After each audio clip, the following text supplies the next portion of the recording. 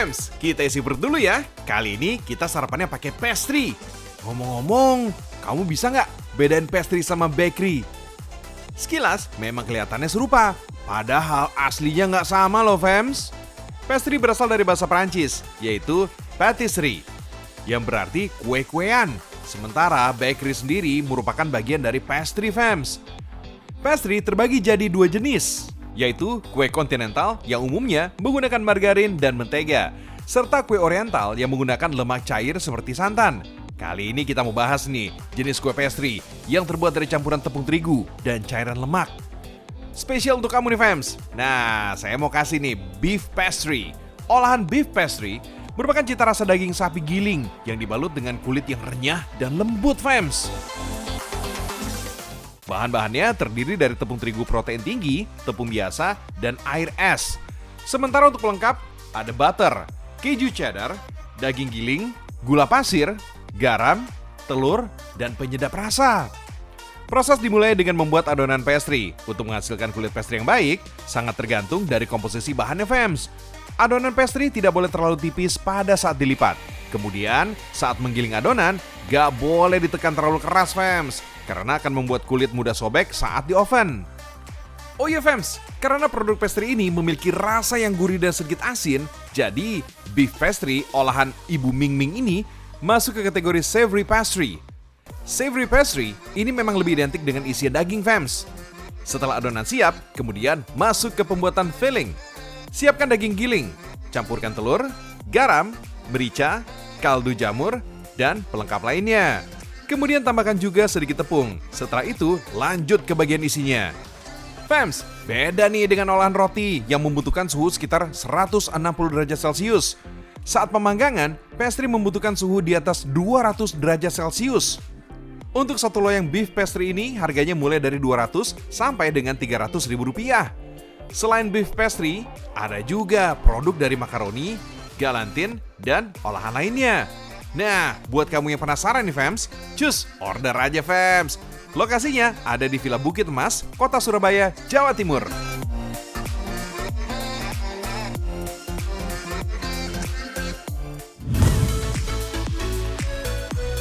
Nah, untuk menu sarapan kedua, kita geser dulu nih ke Yogyakarta.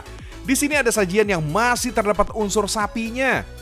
Tapi menu sarapan yang ini ada ceritanya nih Fems. Bermula dari tugas kuliah sewaktu mahasiswa, siapa sangka usahanya kini sudah mendunia. Ademui Gelato, yang mulai diproduksi sejak tahun 2016, menjadi salah satu favorit olahan susu dari sini. Melalui tahap pembinaan dan pelatihan, susu sapi yang dihasilkan peternak lokal jadi punya nilai nutrisi yang baik yang lebih tinggi. Isinya gak cuma air doang. Setelah dilakukan pengecekan kandungan nutrisi, susu sapi lanjut masuk ke dalam tahap pasteurisasi. Dengan panas sekitar 80 derajat Celcius, proses ini bertujuan untuk menonaktifkan mikroba, serta mengurangi kerusakan nutrisi susu. Nah, selain susu, pasteurisasi juga biasa dipakai untuk sterilisasi minuman, makanan kemasan, atau jus buah. Nah, proses ini berfungsi untuk memperpanjang waktu penyimpanan. Jadi bisa bikin awet alami gitu deh. Oh iya Fems, gelato adalah sebutan untuk es krim khas dari Italia. Kalau diartikan ke bahasa kita, gelato artinya beku. Terbuat dari bahan utama susu sapi, komposisi gelato semakin spesial karena diberi tambahan rasa. Mulai dari rasa buah-buahan, kacang, atau bahan perasa yang lainnya. Di Ademui Gelato ini Fems, malahan pernah berinovasi gelato rasa rendang, pecel, dan aneka rempah-rempah. Nah, kalau sekarang yang sedang dibuat, salah satu best sellernya nih Fems, gelato rasa strawberry. Dalam sehari, kapasitas mesin di sini mampu memproduksi olahan susu sebanyak 4,5 ton. Tapi dalam sekali periode produksi, hanya setengah atau seperempatnya aja yang dijalani, karena tergantung tinggi rendahnya permintaan. Selain es krim dan gelato, ada juga nih olahan susu berupa yogurt, susu pasteurisasi, butter, heavy cream, dan juga skim milk. Oh iya, dengan bahan baku 100% lokal, produk asal Yogyakarta ini juga punya pengalaman di industri pasar internasional. Yaitu kami pertama kali tahun 2015 itu kami pertama kali ekspor adalah ke Saudi Arabia.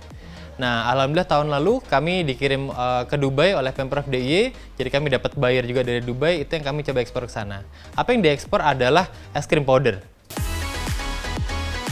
Wah, keren ya fams, Indonesia memang mendunia. Nah, kalau kamu penasaran nih sama sensasi kenikmatannya, silakan datang aja ke Sweet Sunday Es Krim di Kecamatan Ngaglik, Kabupaten Sleman, Yogyakarta. Di sini ada produk gelato aneka rasa. Oh iya fams, es krim dan gelato nggak sama ya fams. Komposisi es krim lebih dominan krim ketimbang susu. Kalau gelato justru rata-rata murni hanya susu. Tapi dua-duanya punya manfaat baik bagi tubuh, yaitu mampu meredakan stres, menambah energi, dan memberikan efek bahagia. Nah, kalau mau bahagia, kuncinya cuma makan es krim atau gelato sambil nonton ragam Indonesia. Hahaha.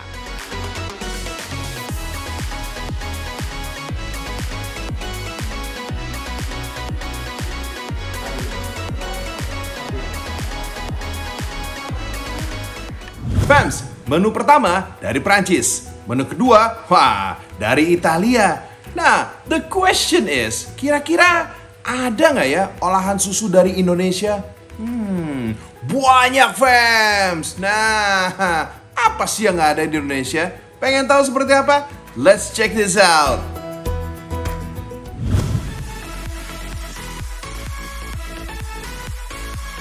Wits, pada makan apaan nih? Wah, Joy nggak diajakin nih. Canda fams.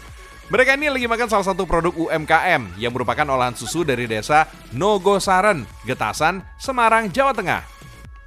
Pagi-pagi emang cocok nih menyantap olahan yang berasal dari susu. Salah satunya gelek susu ini fams. Mirip dengan onde-onde ya, bedanya ukurannya lebih kecil. Selain itu, gelek punya tekstur yang lebih renyah. For your info nih fams, di desa Nogosaren ini banyak nih peternak sapi perah. Makanya di sini banyak hasil olahan susu. Bahan untuk membuat gelek ada tepung, telur, wijen, dan susu.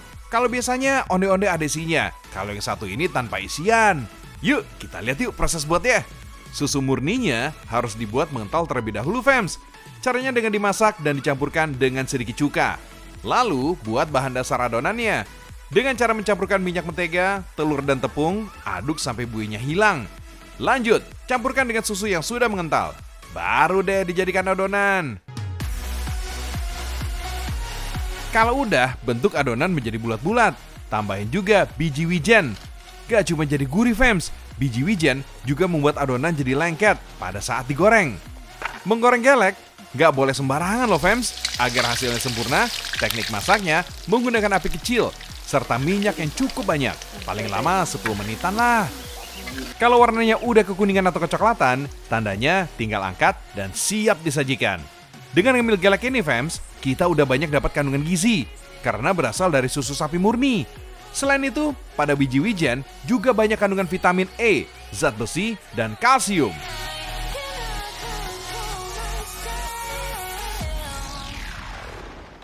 Fams, kalau tadi ya kita udah lihat olahan dari susu sapi. Nah, bagaimana kalau sekarang sapinya kita olah? Maksudnya jadi produk fashion gitu loh ya. Bolehlah jadi referensi outfit kamu nih fams. Oke, yuk langsung kita simak sama-sama ya. Ini dia.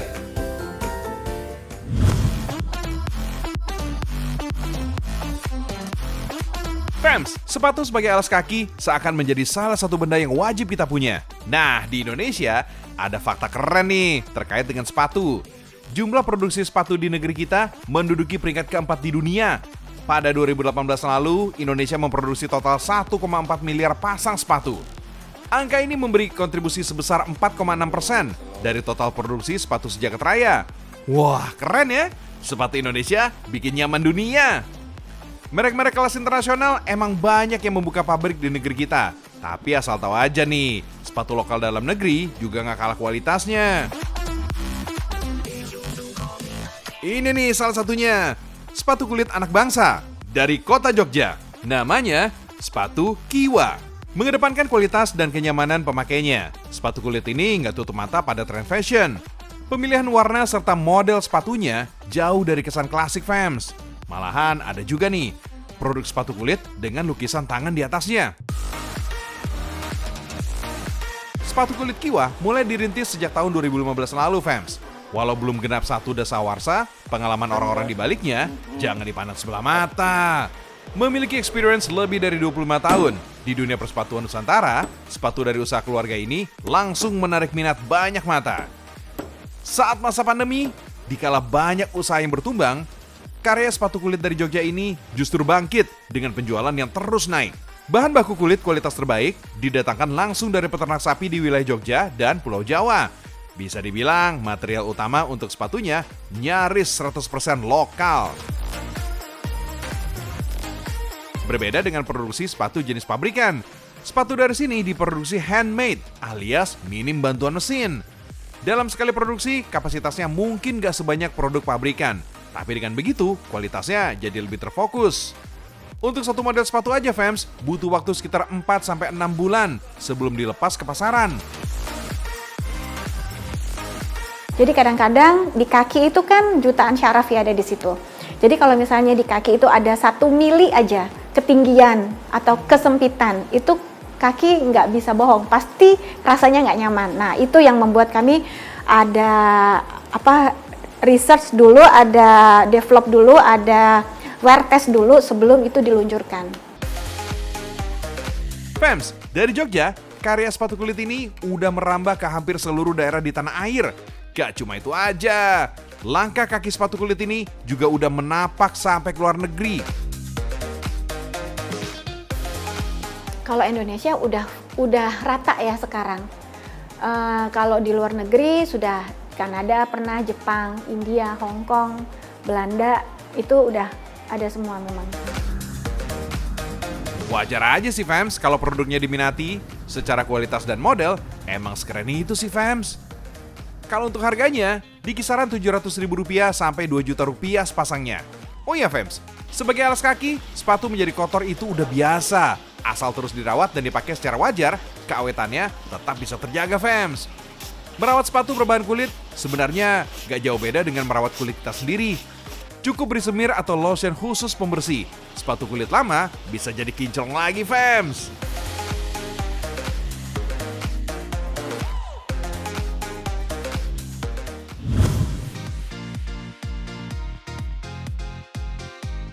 Masih di wilayah Yogyakarta nih, fams. Berlokasi di Kabupaten Bantul, rumah produksi tas kulit Aura bisa kita jumpa nih. Usaha pembuatan tas kulit ini sudah dimulai sejak tahun 2015 lalu, fams. Bahan baku kulit sapi aneka jenis dan rupa disesuaikan dengan kebutuhan produk tas yang akan dibuat. Dalam sekali produksi, sekitar 300 buah tas kulit bisa dibuat dari sini. Oh iya, menilik sejarahnya, keberadaan dan fungsi dari tas mengalami banyak perkembangan dari masa ke masa. Dari yang awalnya hanya berfungsi untuk menyimpan barang atau bekal, hingga kini menjadi bagian dari kebutuhan fashion alias penampilan. Mengusung nama Aura yang bermakna Alhamdulillahirabbil alamin. Kita bakal selalu ngerasa bersyukur karena bisa ikut mengangkat produk dan membantu mensejahterakan para pengrajin lokal. Masya Allah.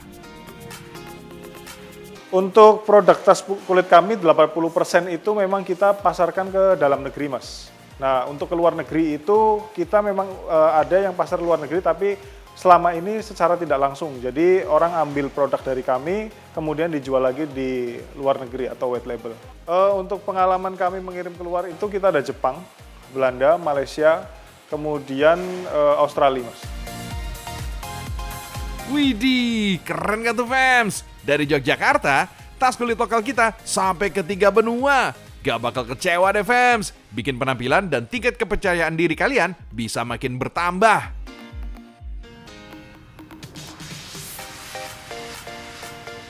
Fams, buat yang belum mandi, nah sekarang waktunya mandi ya. Tapi di laut, berani nggak? Harus berani dong. Nenek moyang kita kan, wah seorang pelaut, tangguh-tangguh tuh ya. Cuma kalau saya sih ya cukup di pinggir pantai aja lah. Kadang suka mabuk laut, nggak kuat.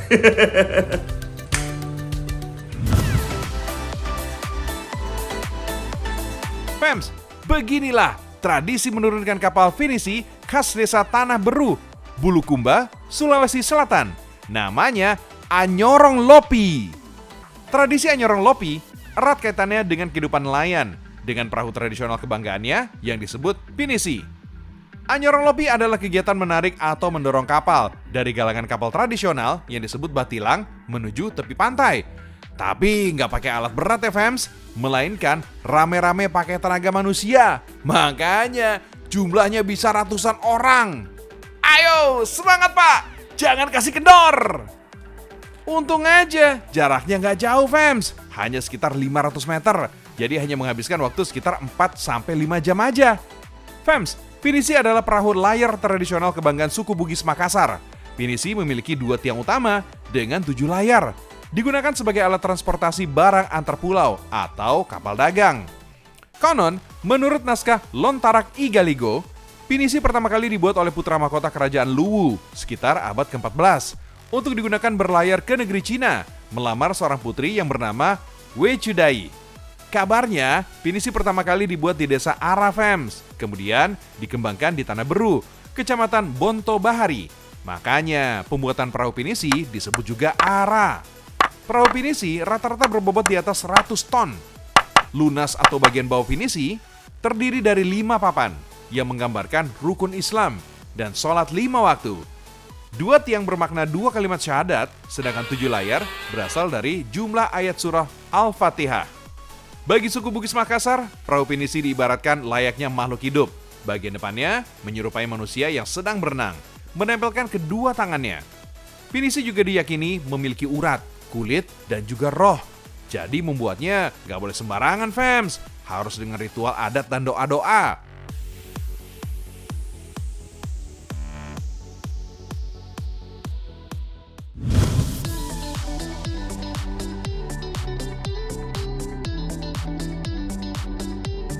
Kalau tadi kapal pinisi yang udah legendaris, nah kalau ini kapal laut versi miniaturnya fams. Jenisnya ada kapal tug, kapal ikan, kapal luxury, dan kapal Titanic. Semua detailnya mirip dengan aslinya fams. Hasil karya anak bangsa ini berasal dari kota Kudus, Jawa Tengah. Detailnya yang mirip aslinya dikarenakan blueprint atau cetakan desain yang langsung dari pemesannya. Kalau udah ada desain dan ukuran skala, tinggal dibuat cetakan lambung kapal yang terbuat dari serat fiber. Lalu, campurkan cairan resin dengan katalis atau bahan pengeras. Kemudian, aduk-aduk deh sampai berwarna pucat. Selanjutnya, campuran cairan dioleskan ke serat fiber yang dipasangkan ke cetakan lambung kapal. Nah, ini butuh waktu kurang lebih 20 menit sampai mengering. Lanjut deh di cat fams. Cat yang digunakan jenisnya cat epoxy. Cat ini memiliki daya tahan yang lebih lama dan menghasilkan tampilan warna yang mengkilat.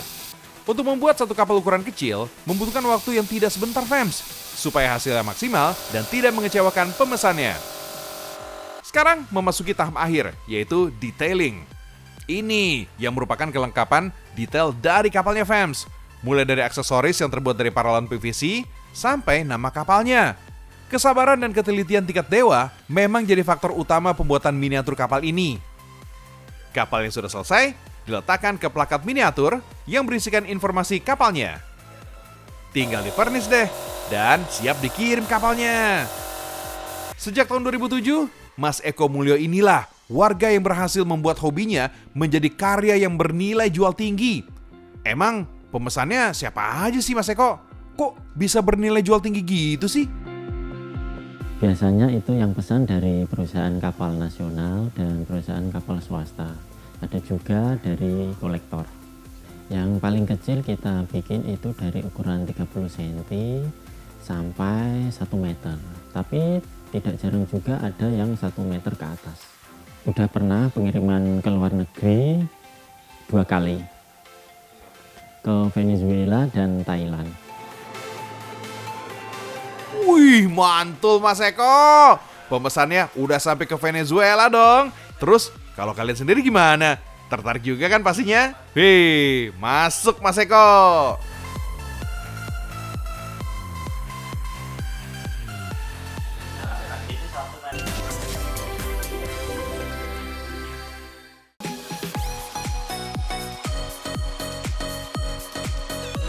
"30 menit Jorici nemenin kamu nih fams. Kini saatnya saya pamit undur diri ya.